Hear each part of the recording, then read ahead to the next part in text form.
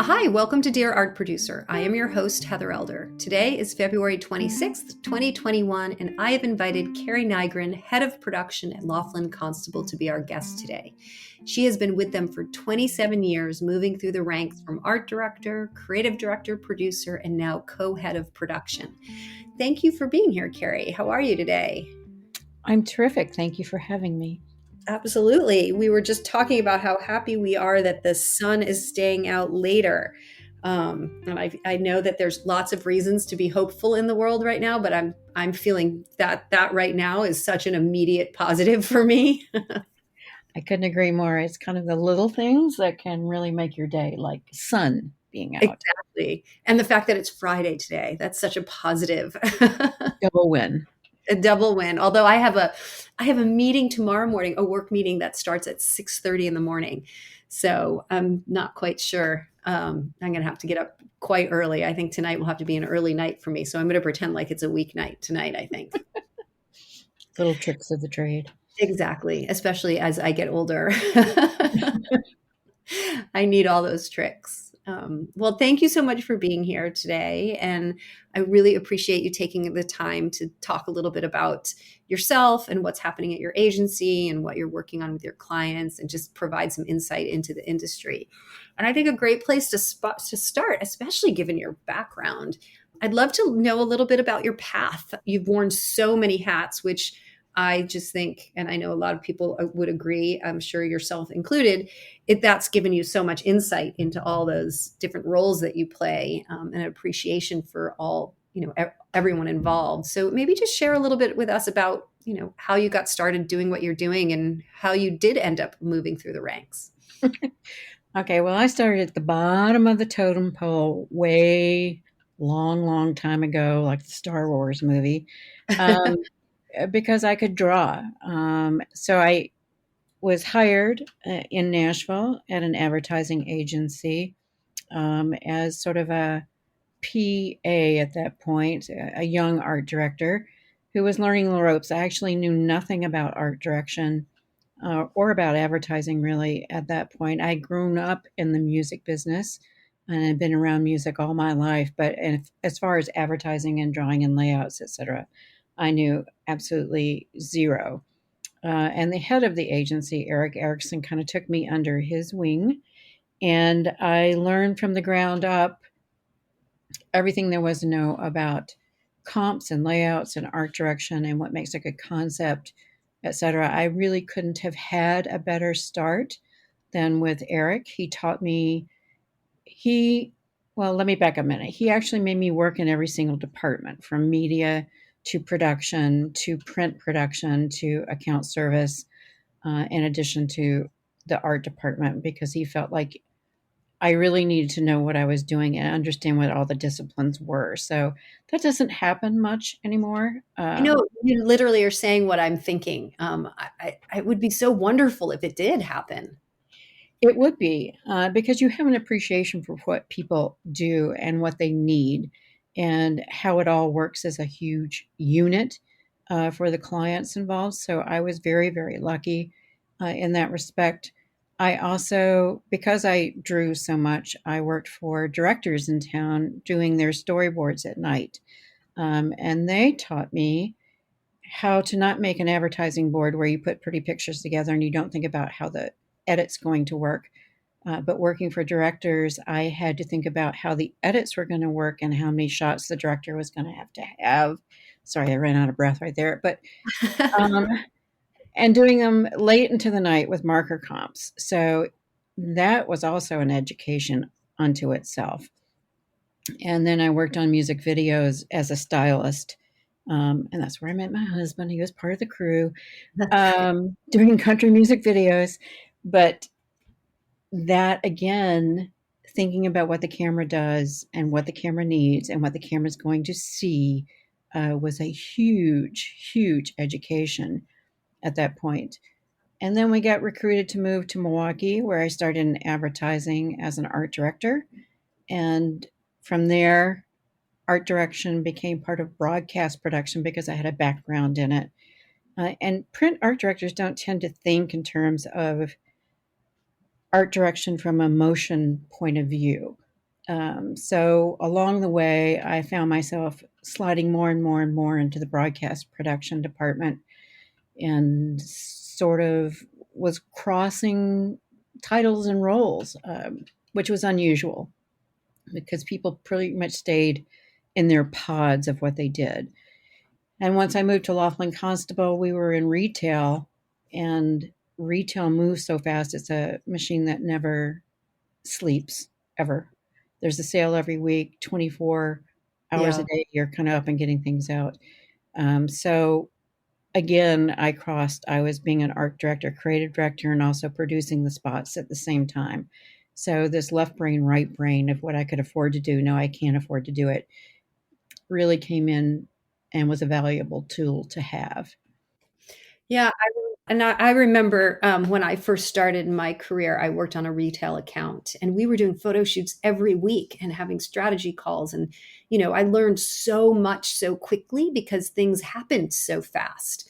And I thought, I always credit that time in my career to a time when I, learned a lot really quickly. Yeah, And you touched on such interesting the idea that the education you got early on, doesn't really exist right now. And we talk a lot about on the podcast here how, so many people who end up in production in whatever capacity it is never raised their hand in college to say I want to be a producer because they didn't really know what it was. They might have said I want to be in advertising, and then they would find themselves at an ad agency however they got there. And then they would realize, oh, there's this creative side that doesn't mean I have to create the ads, but I can help produce the ads so I can be surrounded by the creativity and be part of the process. So it's fascinating to me to start off every podcast kind of learning about what everybody's backgrounds are, because it's taken them to a place. We've all gotten to the same place from so many different ways. I would agree. It's been an interesting journey. I never would have thought this would be where would end up, not in a million years. But what I love about it is that it is different every day. You don't go to work and you just plug in math all day long. There's some problem, there's some solution, there's some way of making you solve a problem that you hadn't considered before that keeps it interesting. I agree. I agree. Yeah. Well, talk to me a little bit about your role. I know your title is Vice President, Head of Production. And when I introduced you, we said you were a co head of production. Mhm. So can you describe what that means and what's your day like? And, I'm sure there's so many different things you've got your hands in. Um, yep, it's a lot of left brain, right brain. I am still producing on a daily, um, every day, with clients that the agency carries. At the same time, I'm sharing the head of production with the editor, Eric Arsno, and I. So we have both a left brain, right brain. His from editing, and mine from producing, and we're trying to build a agency editorial production house. I know there are a lot of them out there, but we're trying to be a little bit unique in how we approach things from a creative standpoint and be actually integrated into the agency, whether it's digital or the creative department, or even from an account service point of view. We're constantly consulting with the clients on the best approaches and the best ways to do things. So we're small enough that we can be nimble enough to make that work, which is, again, hopefully an advantage in the long run. I think, everything I'm reading in the news and I'm hearing from clients, I think the idea of being small and nimble is really important right now, especially with a lot of brands bringing some of their advertising in-house. Yeah. When they do go outside, they're looking for people who can be resourceful and nimble and help them solve a problem rather than maybe a larger agency where it's going to be more of a, it's just things are I hear take longer and there's more process involved, and which has nothing to do probably with size. It just probably has to do with, how that agency is structured. But I'm hearing a lot and reading a lot about how the agency model is changing and these smaller independent agents are having this resurgence because of it. Yes, I think we're finding that out quite a bit. And what the clients are handing us starts with small projects. You're not just traditionally awarded the entire project or the entire account anymore, because I think really the traditional role of advertising doesn't exist anymore. And if you can't be nimble and you can't make the changes, I just don't see survival happening for a very long period of time. Yeah, I agree. What are your clients asking of you right now in terms of production and, or maybe it's not, maybe they're not asking you to produce, maybe they're asking you for other partnering with you in other ways. But what are those conversations like right now mostly? They're kind of asking for the world. Um, what I called opportunities to excel, because the budgets we're finding aren't quite on par with what they really want to achieve. So again, we find ourselves in problem solving situations where we're trying to figure out what's the best avenue to take. They're asking for everything. They're asking for production, they're asking for animations, they're asking for social content, they're asking for content that works across almost every platform there is. We're seeing less in traditional broadcasting than we are everything becoming sort of a social media digital domain content. And are they integrating those campaigns? Or are you finding that they're doing them kind of as one-offs? Yes to both. It depends on the client. We have several clients that we work with several different divisions of, so everything is different.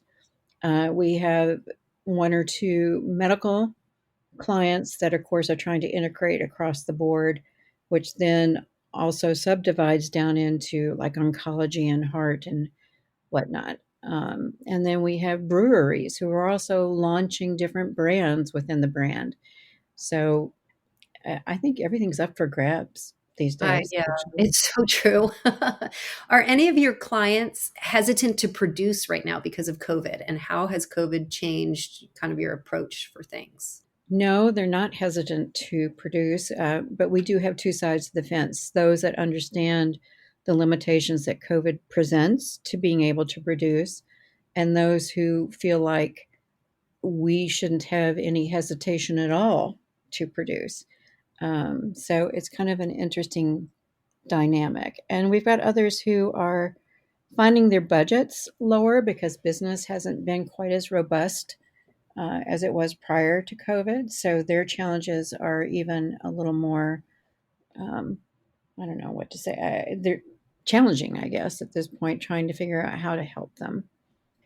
And what about, do you find that those clients that are shooting, are they remote on set or are they wanting to be on set? Initially, everything was remote, particularly when we had some location shoots that we were trying to do through the summer. Everything was remote, which took a little getting used to for the client. But I think everybody has kind of accepted that as the new way of producing now, and they're much more accepting of it as people are starting to get vaccinated now and the infection rate is dropping. I think the clients we're seeing are more anxious to be producing and wandering to sets, maybe more for a photo shoot than for a location shoot at this point for video. So I feel like it's kind of waking up again I in some. love that idea of waking up again. I feel the same thing. There's this hope, obviously, that things are going to be opening up soon and with the vaccine and for sure. And even when I'm talking to people at the beginning of the year, we were talking, there were, jobs were being considered for May.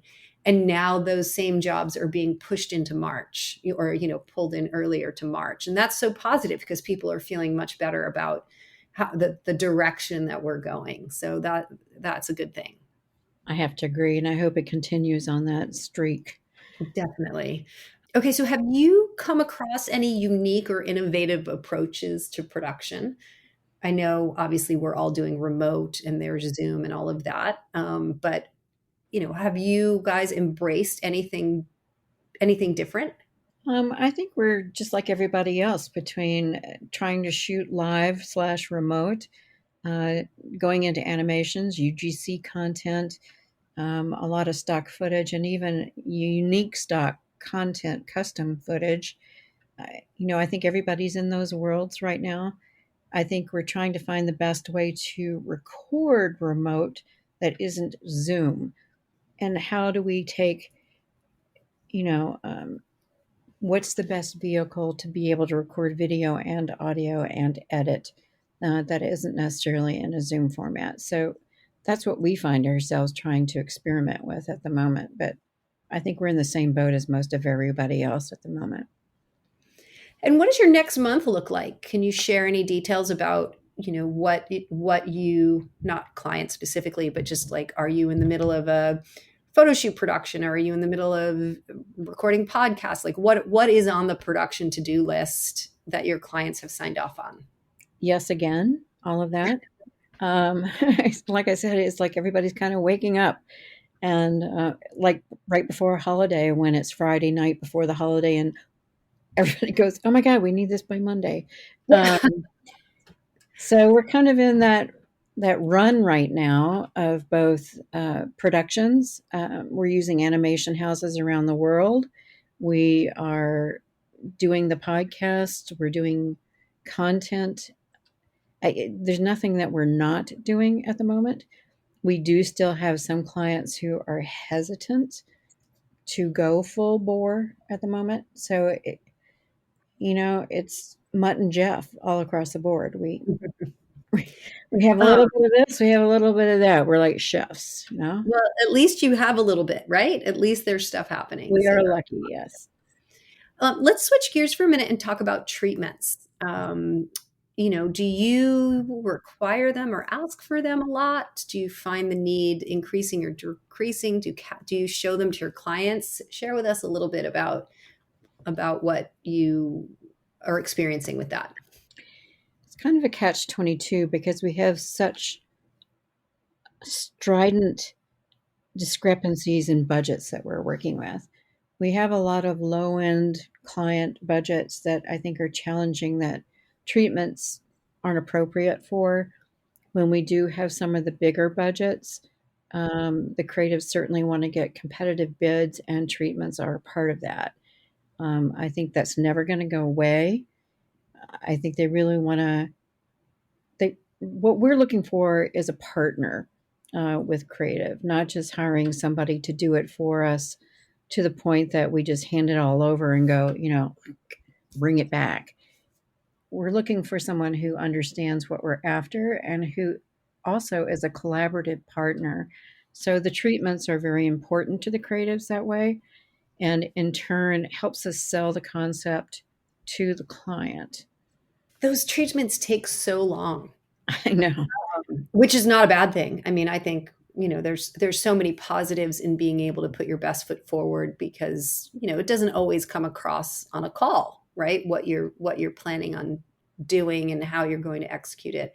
I've heard from, photographers that when they lose a job after they've created a treatment, it's more devastating, because it feels like in their mind, because they've created the treatment, they've already produced the job. And I always thought that was so interesting, because when I first started in this business, it's literally, I'm going to date myself here, but we would create an estimate, fax it over with a letter explaining what we did, and that was pretty much it.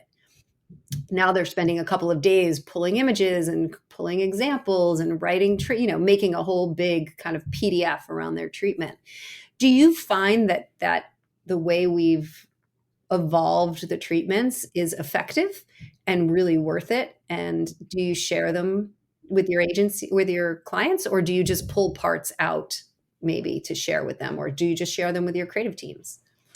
We share them with the creative teams initially, then we generally jump on a call with the top 1 to 3 candidates.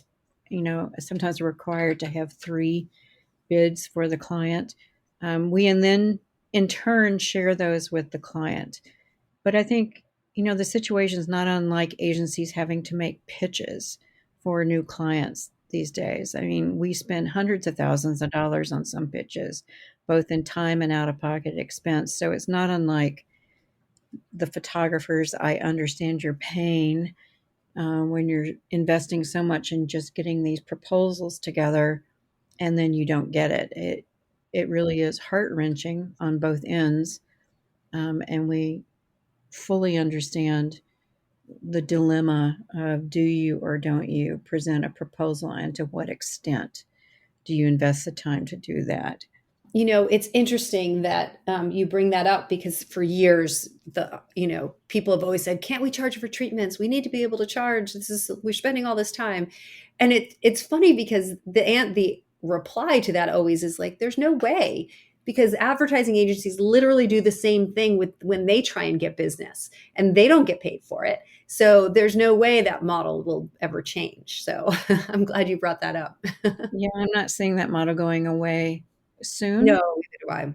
So, during the process of estimating and reviewing photographers and awarding a job, do you feel like there's anything that clients or agencies need to be better educated about in terms of the process, something that they're just not understanding, and equally so for, reps and the photographers and directors? Is there anything you think needs to be better understood on that end? That's a many pronged question, Heather. I see clients pushing, wanting more out of everybody for less or no money.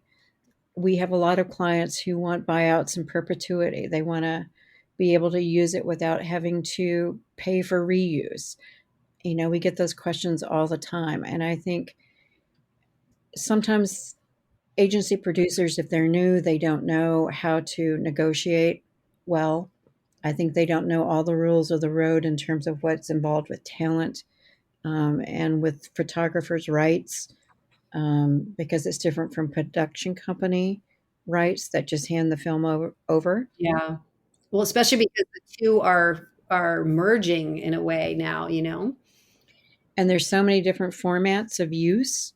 I think that gets to be a bit of a tangle for people sometimes to wind their way through and work through. So, um, I, again, I feel like every situation of bidding is a different situation for the most part. Yeah. I think one kind of cool thing that's come out of this pandemic is that there is a new association that began. I'm fortunate enough to be sitting on the board of it, called the Artist Management Association, because I feel like the industry needed a voice, a common voice that can help educate those people who are managing artists, helping manage talent in terms regarding terms and conditions, regarding usages, helping define them in a way that we're all kind of not necessarily working off the same page, but we're all pulling from the same information to make it whatever is needed for ourselves in our own negotiations. And that hasn't existed before. And it's pretty powerful to see it evolve, and the strength that comes from the community that we're able to bring to the advertising agencies, who can then bring to the clients in education. And it's pretty fantastic. After we're done, I'll send you the link, but it's just Oh, artistmanagementassociation.com. that would be great. I just wish schools that the kids are coming out of, all these portfolio schools, et cetera, had more education in terms of copyright use and things you can and can't do without licensing. And you can't just grab something and pull it down from the internet and call it good and be able to use it. Right. They're kind of mystified with that. It's kind of like, and particularly people in digital who are creating content are, we've had whole classes in the agency going, sorry, you can't do that. They're like, what do you mean? I've been doing it for years. I went, well, stop. It's so, I just feel like there's this gap between being in there and doing it every day as part of a business and learning things from college and graduate schools coming into an environment where there's just so many things you have to know in order to put a little 10-second video out. Well, and I think too, if you think historically about how art schools prepared their talent to go out into the world, it was all about the talent and the creating of the, let's say, photographer, right? Learning how Oh, to yeah. create a portfolio, learning how to create images, be in the darkroom, Photoshop, whatever it was. And definitely those art schools have embraced the business side of it, but it's become so much more complicated in terms of what you have to know from a business point of view in order to succeed as a professional commercial photographer. And sometimes you're learning, baptism by fire. I think most of us are actually, Yeah, that's probably that's even probably today. yes. Even today, I'm learning every day. Well, let's talk a little bit about marketing before we finish up here. How have photographers and directors been connecting with you right now, and reps? Is there anything that kind of has risen to the top for you that's been most effective since people can't come see you in person? I think since most everybody's working from home, I think email and digital has become a big crutch for everybody to be able to try and get through the door. Because you're right, they can't come see us, they can't call us on our office phones necessarily. So it is a bit of a conundrum. I was thinking about that the other day because it's the same with new business, trying to find new business from an agency point of view. It's connections and who you know, and can you, I met this person, you should take a look. Because I get maybe 75 to 85 emails a day that are just, hey, we've got a great new reel. Take a Yeah, look. And you just don't have the time all the time to do that unless you're in a direct search for something specific. yeah. How do you keep track of the talent that you like and know, right? It used to be we'd send you mailers, you'd stick them in envelopes, you'd have your interns create little filing systems. That went away. Now, do you bookmark things? Do you just go to source books? Like, how do you, when it's time to find somebody, how do you find them? All across the board, I do keep Excel files. I do bookmark a whole bunch of things. I go to resources like eCreative Search. I do a lot of content search, particularly when I'm looking for something specific or a talent that does a specific artistic point of view. But just in general, I don't have the time just to wander out there and really see what's out there like we Yeah, used to have. it's I feel hard. like we And used to have more time to do that. it's so funny. I get asked by photographers all the time. Well, I used to get asked all the time to meet and see their books, and now I get asked all the time to, do you have time for a Zoom meeting? And it's such a part of my job that I miss. Like I just don't have time for it as much anymore. And it's a bummer because I know I'm not the only one, hearing you say the same thing. It's just really hard to make the time because our to-do lists have gotten so intense and all consuming. I feel like we're 24/7 even more now than we used to be. So, yeah, I fight with that quite a bit. Do you guys think you're going to be headed back to the office at some point? I think they would like to be heading back to the office at some point. I don't know when that will be, maybe midsummer, depends on how the vaccinations go.